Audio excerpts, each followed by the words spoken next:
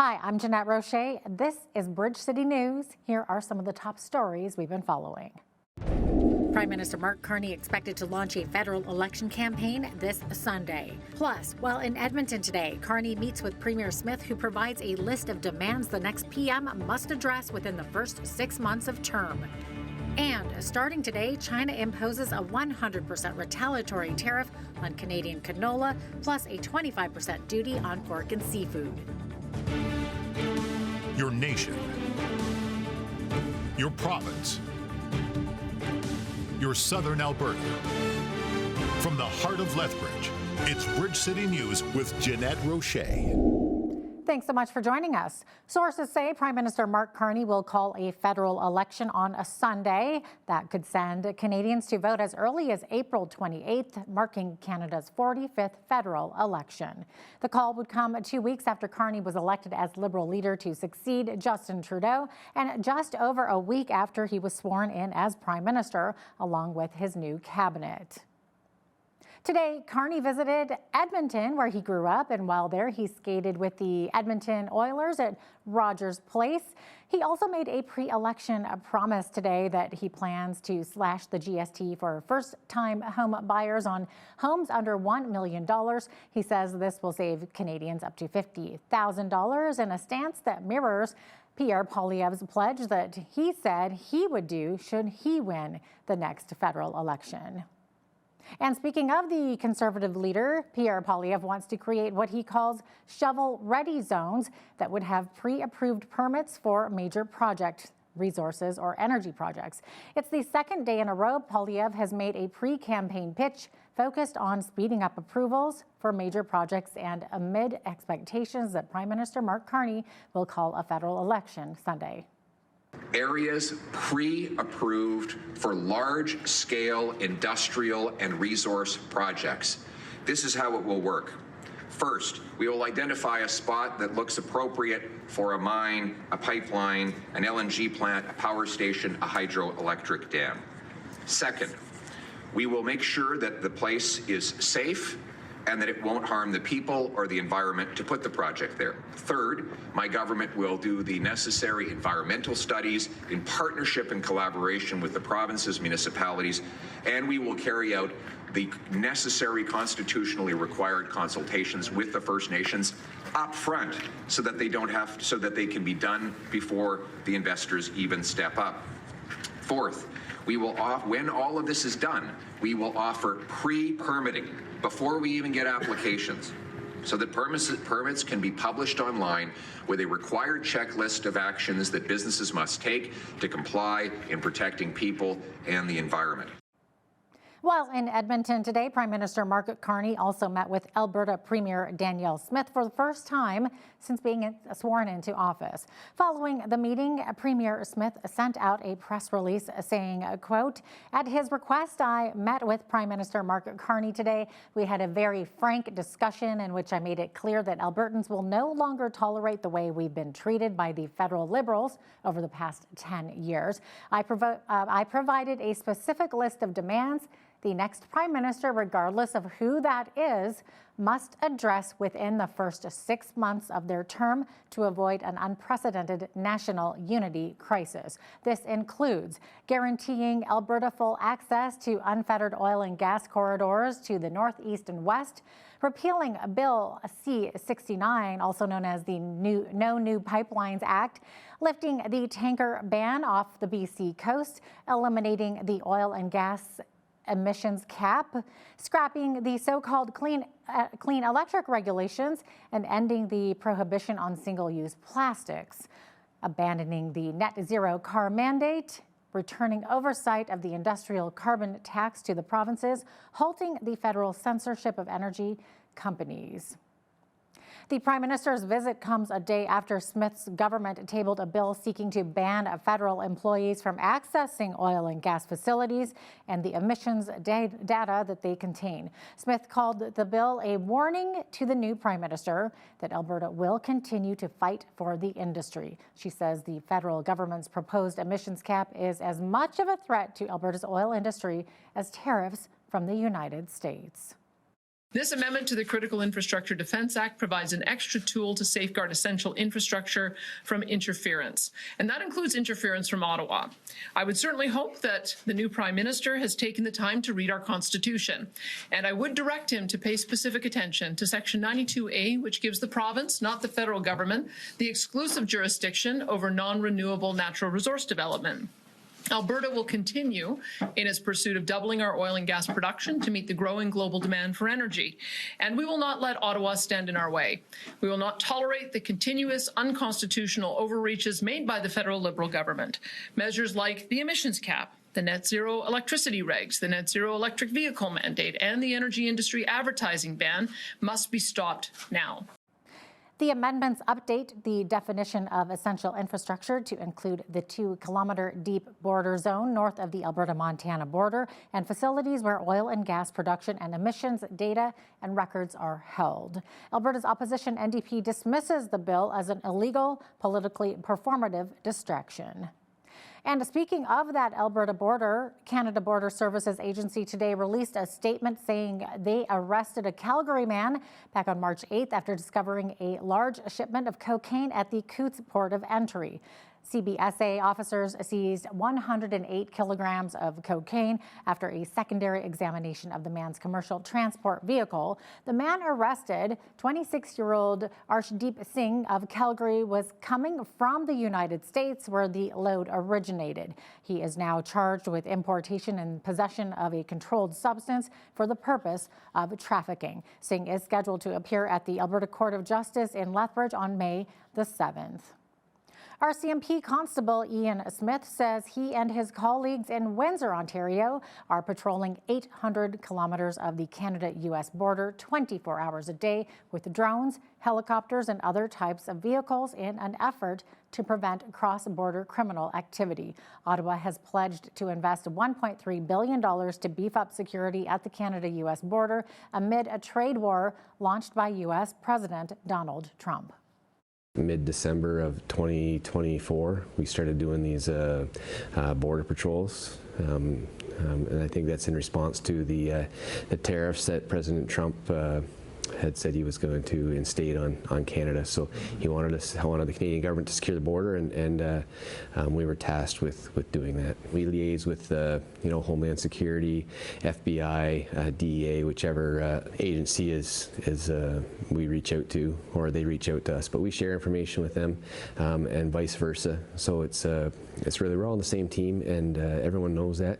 We have drone operators here, not particularly a section, but there's a handful of members here that are trained to operate the drones, live stream that to a tablet they're holding, or they can record the flight as well and review it after if they're doing surveillance on an area. Large drug seizures, we haven't had too much fentanyl come into Canada. Most of our contraband we get coming into Canada is cocaine, yeah, and methamphetamine. Well, it's a huge problem. The amount of drugs that come into Canada across the Ambassador Bridge in Windsor alone, there's 8,000 transport trucks a day that cross that bridge, and that's one border crossing. So for CBSA to be able to inspect all 8,000 trucks is impractical.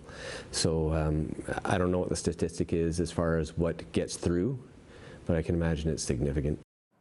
Effective today, China has imposed a 100% retaliatory tariff on Canadian canola oil and canola meal, as well as a 25% duty on seafood and pork.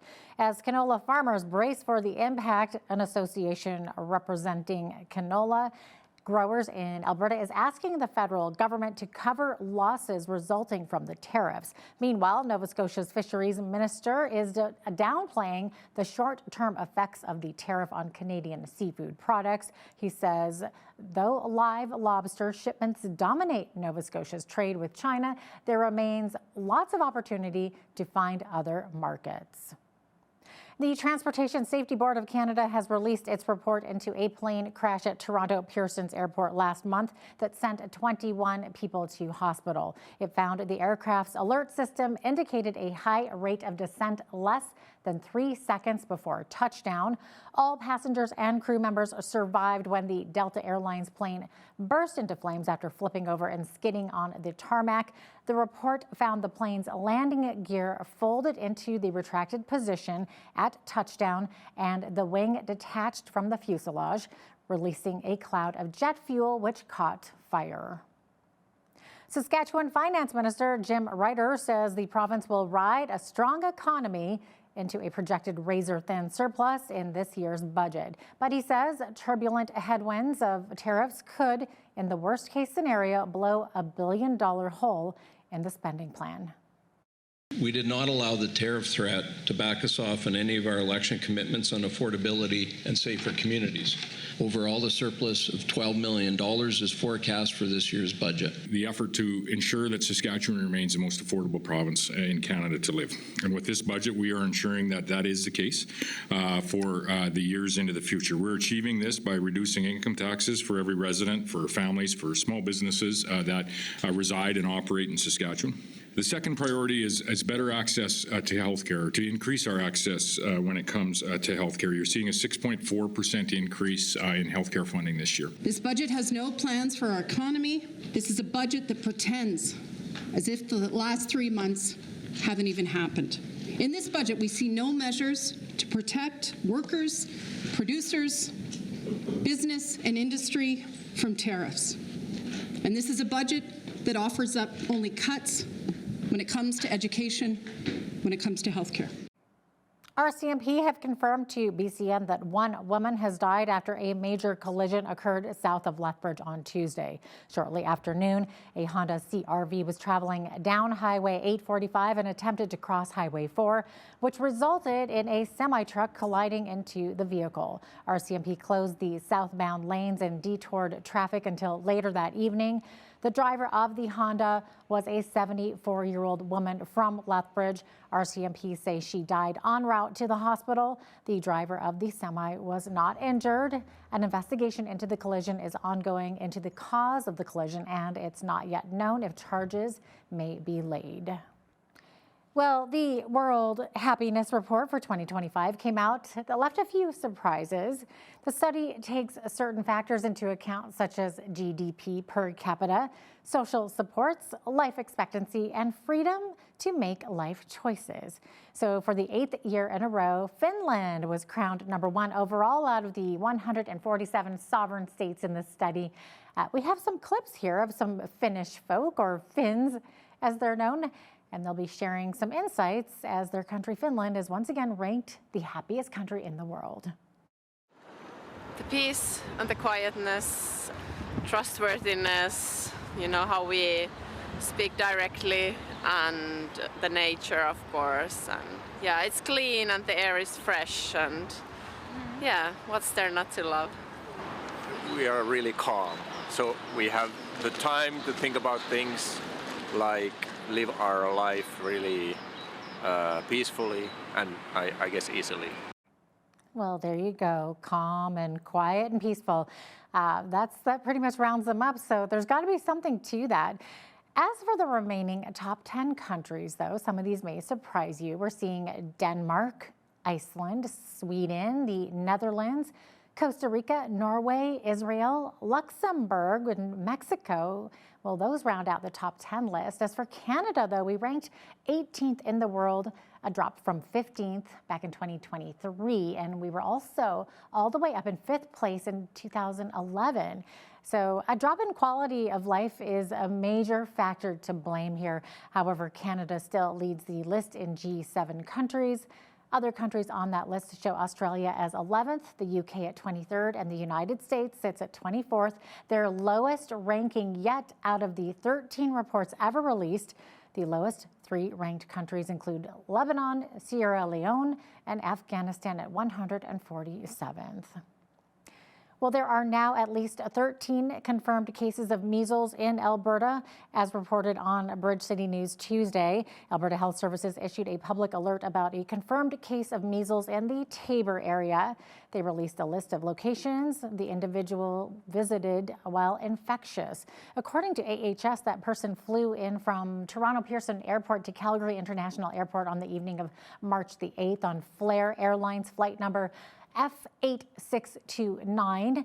The person was then in the airport and the airport's budget car and truck rental from 11:55 p.m. until around 2 a.m. of March 9th. The infected person later checked into Taber Health Center Emergency Department and later the Taber Shoppers Drug Mart on the evening of March 11th. They returned once again to the emergency department on the night of the 12th and stayed overnight until nearly 11 a.m. on the 13th. AHS reminds residents that measles is extremely contagious and includes symptoms such as a red blotchy rash beginning behind the ears and spreading to the face and across the body.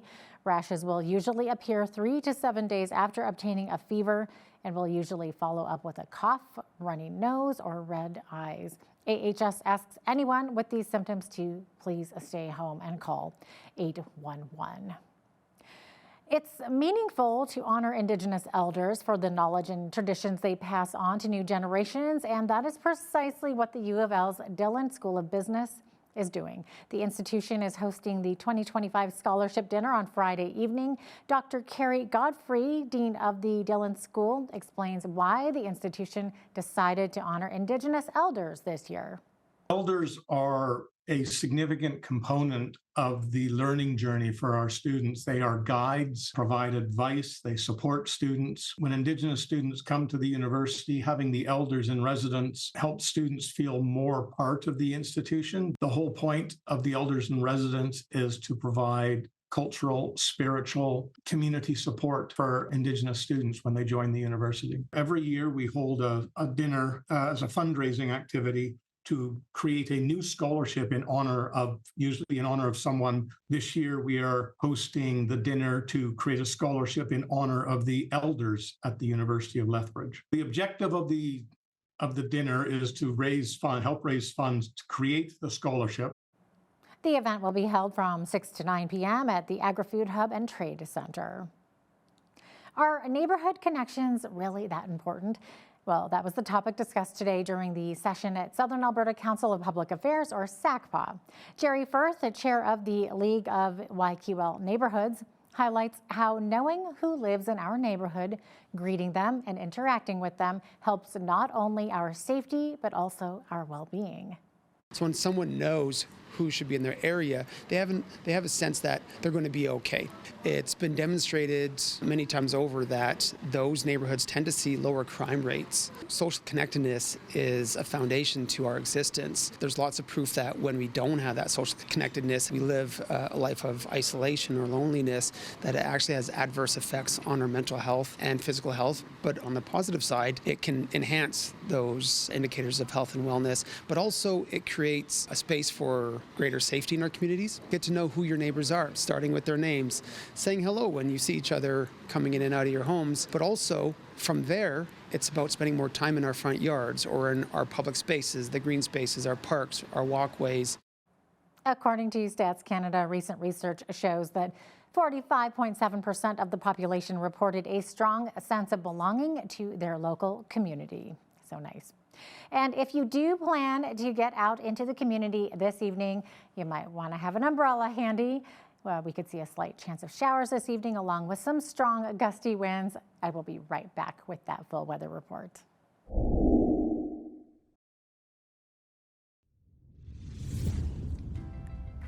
Okay, so the spring equinox has officially taken place, meaning welcome to the first day of spring. And it wasn't a horrible one either, reaching that high of 10 degrees today. We did see a slight chance of showers.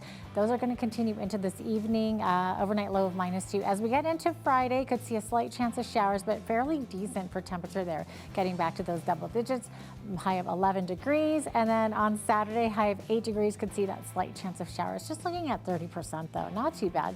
high of 10 on Sunday, up to 16. Okay, so here we go. As we get into next week in the work week there, high of 16 degrees Monday, lots of sunshine, 14 for Tuesday and Wednesday to round out that 7-day forecast, meaning that we're reaching temperatures higher than the average high for this time of year. So average high, 7 degrees, average low, -5. 23, the record high on this day back in 1910. Wow, that was a long time ago to reach that record high. Record low, 1913, also a long time ago, so that was -28. 7:35 was when the sun rose this morning. This evening, the sun going down at 7:44 p.m. on this first day of spring, giving us 12 hours and 9 minutes of daylight today. So there you go. A bit of a wet one tomorrow on the west coast. Victoria seeing some showers, high of 10 degrees. Showers also expected tomorrow in Vancouver, also at 10 there. 5 degrees expected in Edmonton and high of 10 degrees in Calgary with mainly clear skies. Could see slight chances of showers though at the morning there in both of those cities. Looking to the rest of the prairie, Saskatoon -4 for the high, -5 in Regina and -8 the expected high tomorrow in Winnipeg with clear skies. As we get into the central portion of the country, also seeing mainly clear skies in these areas here. So high of 9 degrees in Toronto with sunshine, clear skies in Ottawa, high of 9. Same thing for Montreal. Clearing skies tomorrow and a high of 9 degrees. As we look to Atlantic Canada, seeing more precipitation. So seeing a 60% chance of rain in Fredericktown, high of 7. 60% chance of showers as well in Halifax, 7 for the high there. 40% chance of showers expected in Charlottetown, high of 8 degrees, and showers also expected tomorrow in St. John's with 13 degrees for the high. So there you have it. That is your forecast.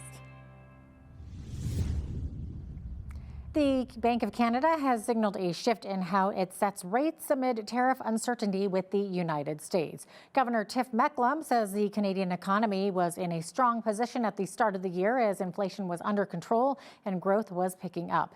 As tariffs come in, the bank is looking to keep pricing stability. Look, if there are significant tariffs and retaliatory measures, some prices will go up. And what that means is that you will see overall inflation will go up for a period. But here's what I would stress. I think Canadians can be confident that that increase in inflation will be temporary. We're not going to let a tariff problem become an inflation problem. And what does that mean? What are we really looking for? Some prices will go up. Monetary policy can't change that. There's going to be extra charges at the border. Canadians will have to pay that. So some prices will go up. What we're really watching is that those price increases are simply one-time price increases, at least until the tariffs are in place. If the tariffs come off, they should come back down. What we don't want to see is we don't want to see those first round price increases on some goods start to spread to other goods and services and then become ongoing generalized inflation. That's what we're very focused on. Governor Macklem also said that Canada has been through a lot in the past 5 years, and he believes that the bank has demonstrated to be able to use their instruments to help control inflation. Prairie canola producers are bracing for the devastating 100% retaliatory tariffs from China on Canadian canola oil and meal. The federal government has said China's tariffs are unjustified, but has not announced any concrete plans to help canola farmers. A fourth-generation canola farmer from Saskatchewan says farmers are pointing the finger at the federal government because the tariffs are a direct response to measures to protect the Canadian auto sector. China has also imposed a 25% duty on seafood and pork. Now here's a look at today's markets. The TSX was down 8 points on the day to finish at 25,060. The Dow was down 11 points to 41,953. The S&P 500 was down 12 on the day to 5662, and the Nasdaq was down 59 points to finish at 17,691. West Texas Intermediate oil was up $1.46 to $68.37 US per barrel. Natural gas was down 28 cents to $3.95 US. Gold was down $5.58 to $3,044.39 US an ounce, and silver was down 32 cents to $33.57 US an ounce. Feed wheat is at $8.60 per bushel. Barley is at $6.64. Canola is at $12.97, and corn is at $8 per bushel. Live cattle April contract was up $1.65 to $208.47. Feeder cattle were up $1.52 to $288.35. Lean hogs April contract was down 2 cents to $85.55. And the Canadian dollar was even over the last 24 hours and currently sits at $69.80 US.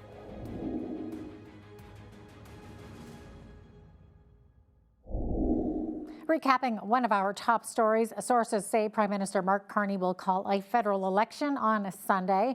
That could send Canadians to the polling stations as early as April 28th, marking Canada's 45th federal election. The call would come 2 weeks after Carney was elected as Liberal leader to succeed Justin Trudeau, and just over a week after he was sworn in as Prime Minister, along with his new cabinet. Air travel is still a luxury, but with flight delays, cancellations, and having to pay for every single little thing, it certainly doesn't feel that luxurious. Alex Whalen, Director of Atlantic Canada Prosperity with the Fraser Institute, has co-authored a study called Clearing the Runway: Reforms to Enhance Air Travel Competition in Canada. Here are some important facts that he has to share coming up right after the break. Also, when you see news happening in your community, be sure to send us an email at info@bridgecitynews.ca. You can also visit our website anytime or our YouTube page to check out more of our interviews and stories.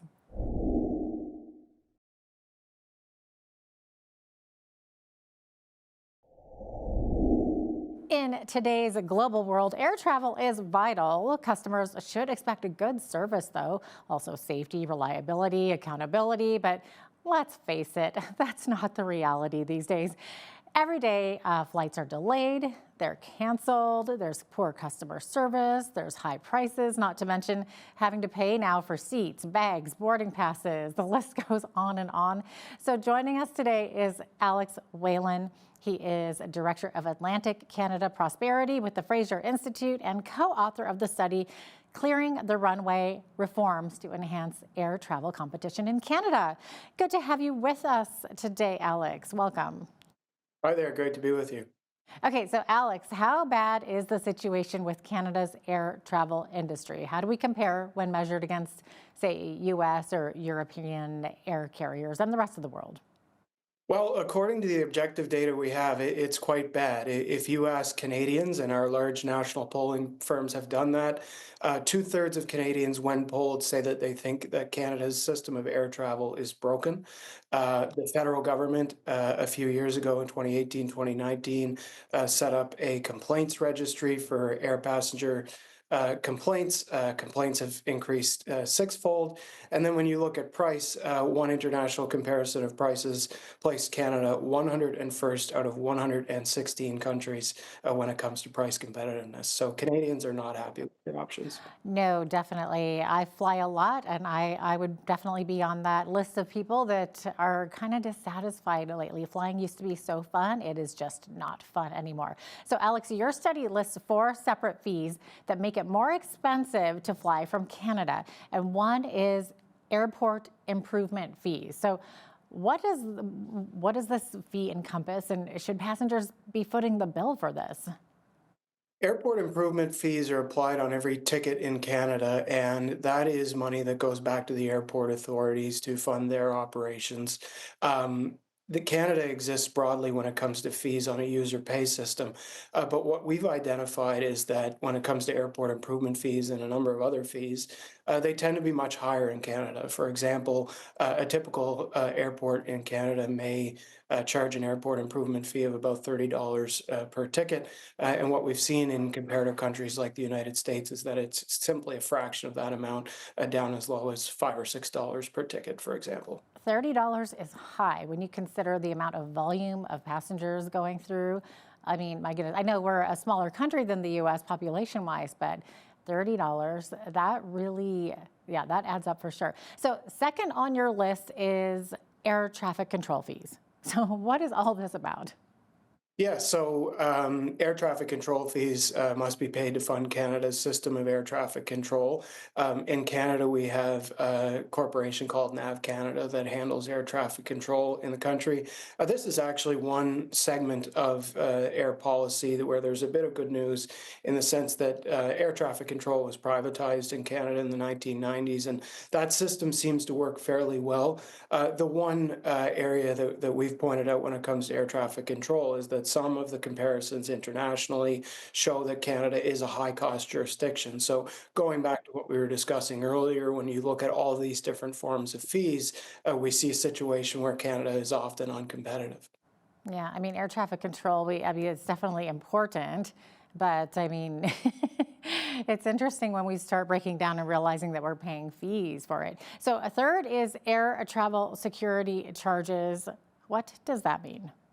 So air travel security charges are a form of charge that came in after 9/11. Understandably, there was much concern around security at that time. And to be super clear, obviously, security is something that everybody wants to see. But what we have noticed when we dug into these security charges is that actually the latest available data suggests that security charges are being collected in excess of what's required to actually fund the security operations and have actually resulted in a remittance to the federal government. So we've identified that as one area where fees are actually being collected in excess of what's required, and obviously that contributes to the cost of tickets. Mm-hmm. And then fourth is airport landing fees. What on earth is that all about? Landing fees are charged by airports based on a number of factors, including size and weight of planes, and they go towards funding airport operations. Once again, it can be things like gate fees, parking fees, and so on. And again, when we look at international comparisons, it's just another area where fees in Canada seem to be higher than elsewhere in the world. And I do want to stress that it's important to understand the model of air travel policy in Canada, which is user fees. So it's not surprising that we see fees. I think the important part is to zoom in on where Canada's fees are uncompetitive and where they're higher than they need to be. Because ultimately, when we look at the overall cost of air travel, what we're seeing is that Canada is a very expensive place to travel. Yeah, what are all these fees telling us? Like, what does this tell you when you're when you're kind of digging into all of this? Well, when you zoom out and put it all together, I mean, I would point to a couple data points. First off, what we see is in Canada, taxes and fees represent upwards of 30% of the total cost of air travel.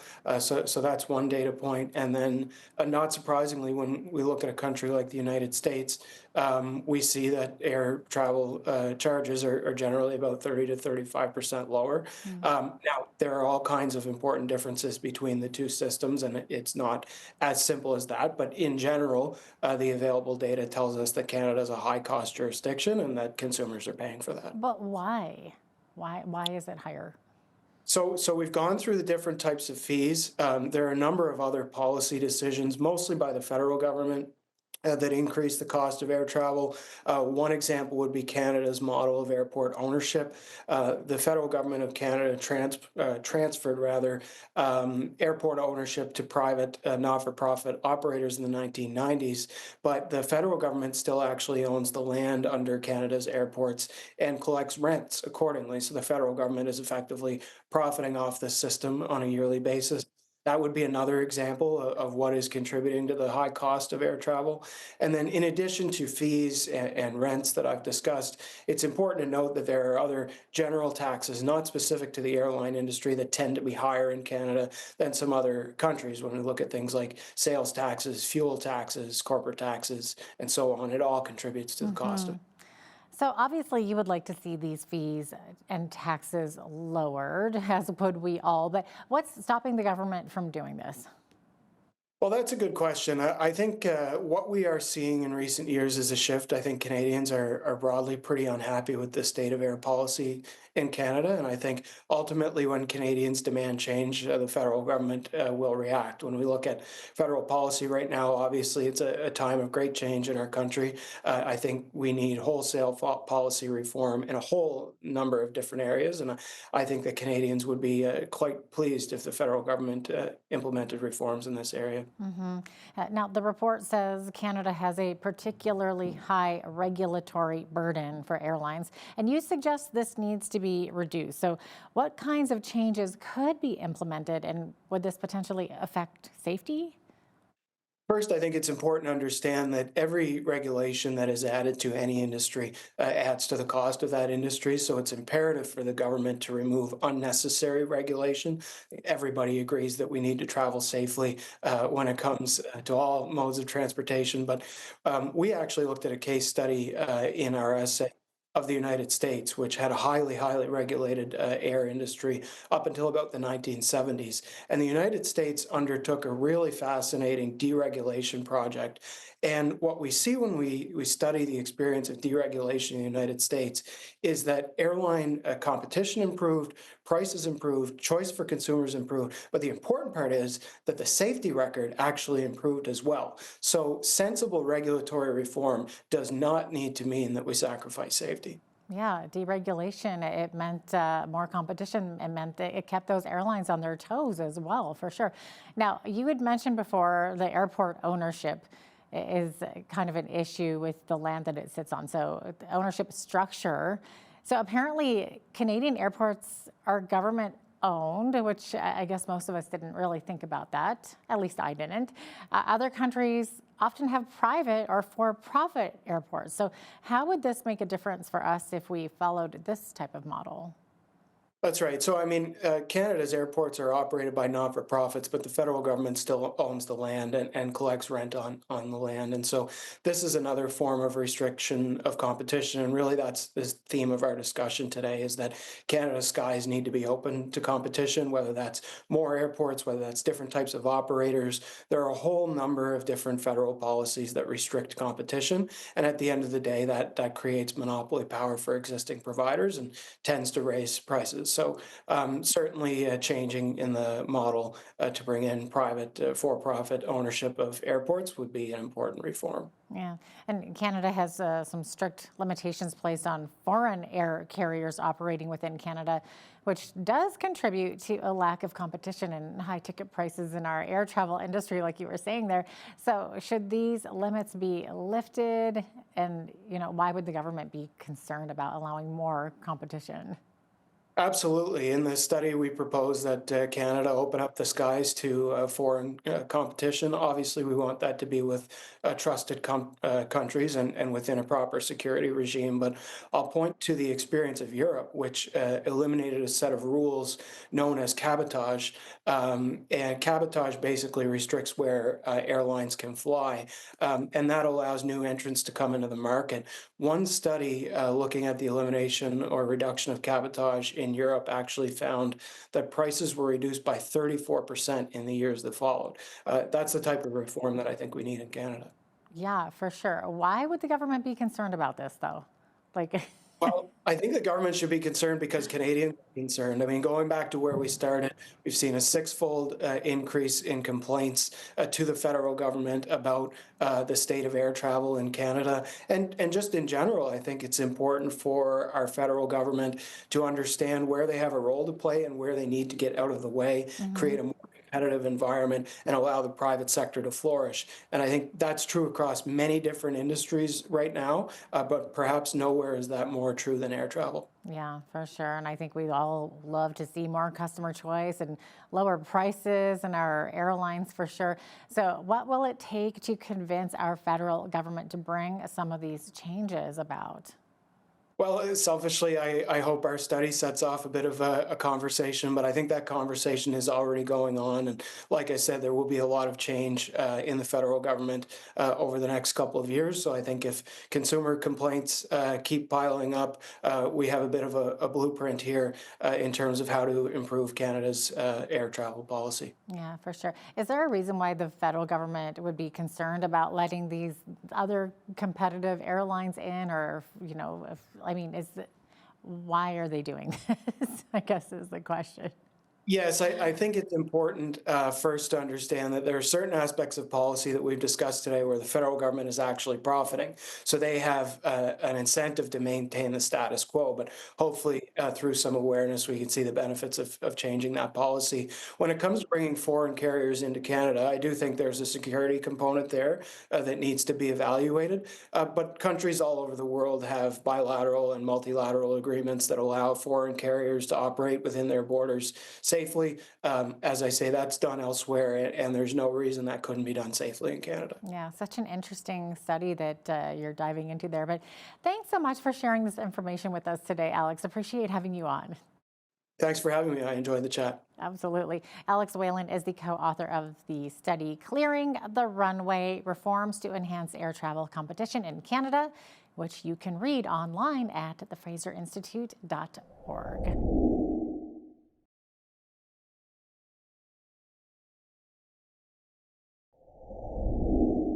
Tax season is here once again, and as always, there are some changes from last year just to keep us all guessing. Today's guest has some advice how to prepare your taxes and hopefully save some money. Kent Prestige has decades of experience preparing taxes, and he is the owner of Prestige Consulting and is also an instructor at Reeves College in Lethbridge. Kent, great to have you with us again. It's great to be here. So first of all, when we do personal taxes, we need to be they need to be filed. And what is the penalty if you end up being late? Well, if you don't owe any money, and that's about 80% of the people don't owe any money, but if you do owe money and you're late filing, it's a 5% penalty right away. So like for 1 day late, it's 5% penalty of the taxes that you owe. And if you wait every month, they add another 1% on top of that. So you don't want to be late filing if you owe money. If you don't owe money, well, there's no fine for being late. And for those of us living in Alberta, we just heard in the spring budget that the tax rate for those making less than $60,000 a year will drop from 10% to 8%. Just to clarify, is that for this year's tax filing, or will we have to wait until next year's tax year? Yeah, it's for this current year that we're in. So when you file your taxes next year, the average person will get about $750 less provincial tax that they have to pay. So for a couple, that could be $1,500, which is pretty nice.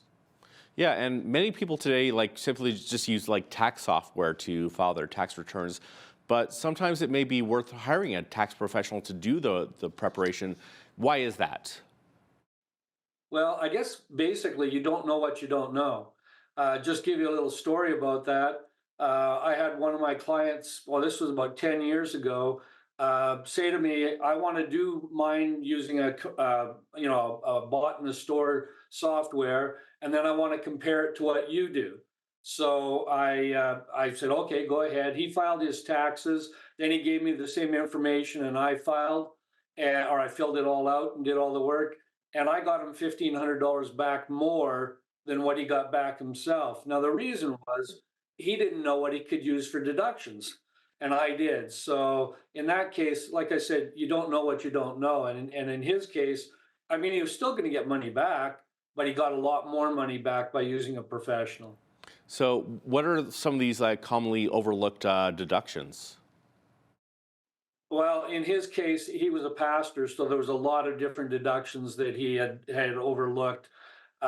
He had picked up on the clergy allowance or housing allowance, but he had missed a number of other deductions that he could get for mileage and things like that. So, and that was what he had missed. Now, what are some of the most common things that people miss?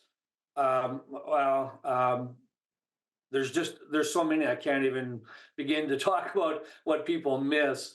I mean, even sometimes on T4s when corporations are filling out the T4 for their employees, sometimes they make mistakes on them too. The most common mistake is on the amount that for CPP and EI. So even businesses make mistakes. So.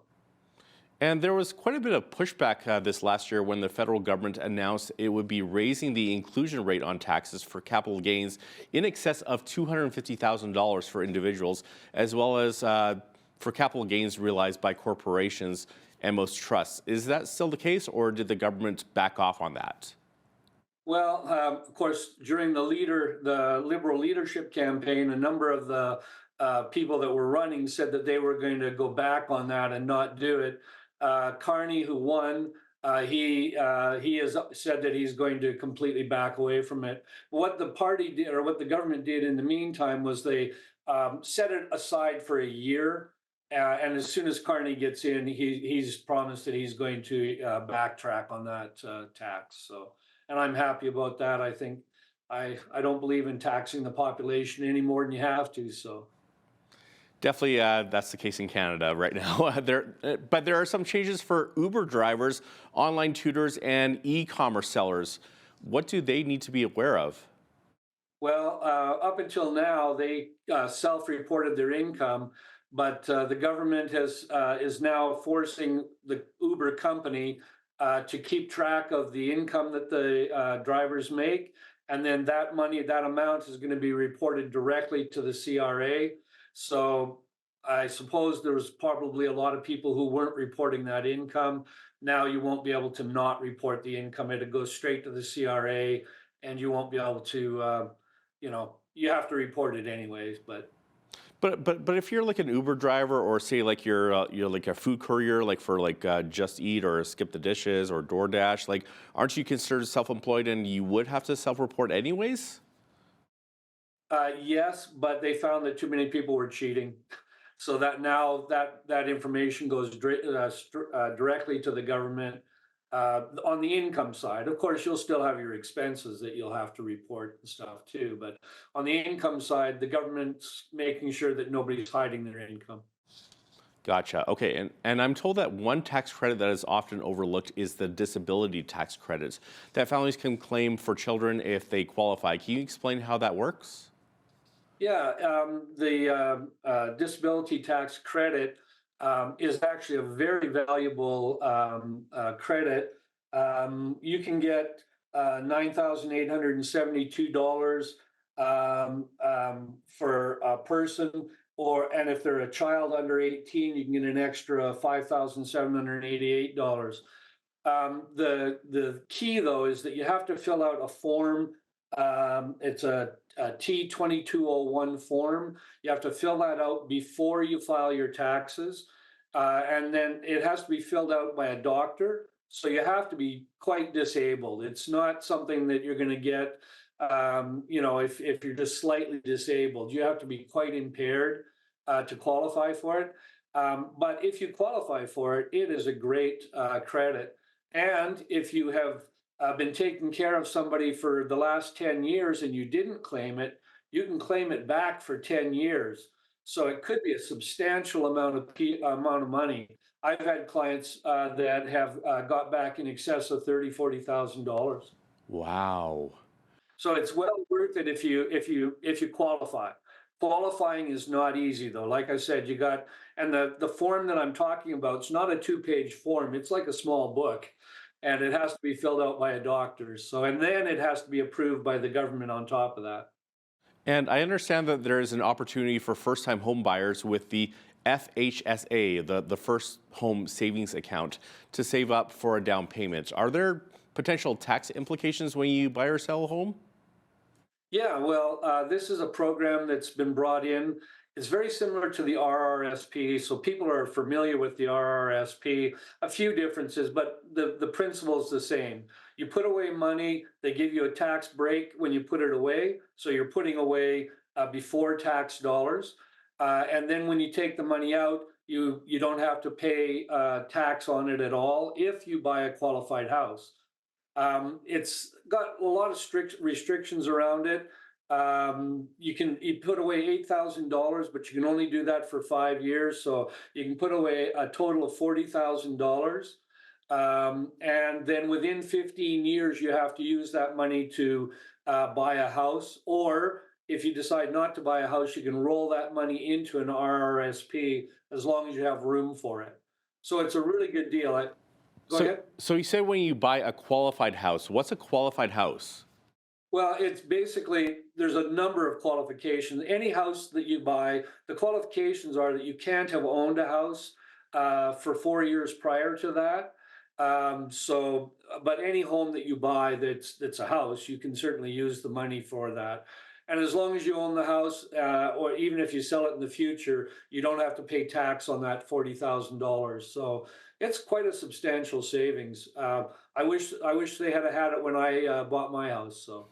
For sure, and as always, there's the option of borrowing against your RSPs to purchase a home. Any changes with that recently? Nope, that's still in there. You can still borrow against your RRSP. The trick there is, though, that you have to pay it back over, I think it's 11 years. I'm not sure on the exact number of years, but you have a number of years you have to pay it back over. And if you don't pay it back into the RRSP, then you have to claim it as income a little bit every year. So it's not quite as good as the one that's specific for houses, but still, boy, with today, $40,000, it's a down payment, but barely, if you know what I mean. So it doesn't hurt to borrow from your RRSP, and you can do both. You can have the home product as well as borrow from your RRSP. So, and again, the more money you pay down, the less interest you pay. And when I was going to school, they used to call compound interest the eighth wonder of the world. It can either work for you or against you. I prefer having it work for me, so I like to save money, and then pay as little of interest as possible. Now, you said that the majority of your clients get tax refunds, and these clients are Christians, and you said that it's because of charitable tax donations. So let's talk about that. How beneficial is this, and how much would it save you on your taxes? Well, it can be very beneficial, actually. The only one that's maybe a little bit better is if you give to a political party. The politicians take care of themselves, right? But for donations to a church or to any charity, the first $200, you're going to get 15% back federally, plus you're going to get the same amount on your provincial taxes, not the same amount towards your provincial taxes. So you're going to save about 25% if it's under $200. If it's over $200, you're going to save 29%, and closer, depending on what province you live in, that would be closer to 50%. So it's well worth doing. I mean, it's really a blessing for those that take advantage of it, because not only do you get to support your favorite charity, you also get a tax deduction for it. Awesome. And what about childcare expenses? Can we deduct those? You certainly can. If your child is under 7 years of age, you can claim up to $8,000 for each child during the year. If you spent that much, you may have and you may not have. And of course, anytime you can save money, save taxes on money that you had to spend anyway, it's going to be an advantage. So. And how long should a person hang on to their tax documents? Like, is there like a set time, like a year, 2 years, 5 years, 10 years? No, actually, the government has strict rules around that. You have to hold on to your records for 6 years. And I always tell my clients 6 years plus the current year. So I really stretch it to 7. After that, you can get rid of your records. Income taxes are actually statute barred, which means that the government can't go back more than 3 years unless they find something wrong. If they find that you've cheated or you've done something wrong on your taxes, then they can go back further. But otherwise, they can only go back 3 years. So, but then keeping your records for 7, just in case, they want to argue with something. And any final advice for someone that is filing their taxes on their own or using tax software?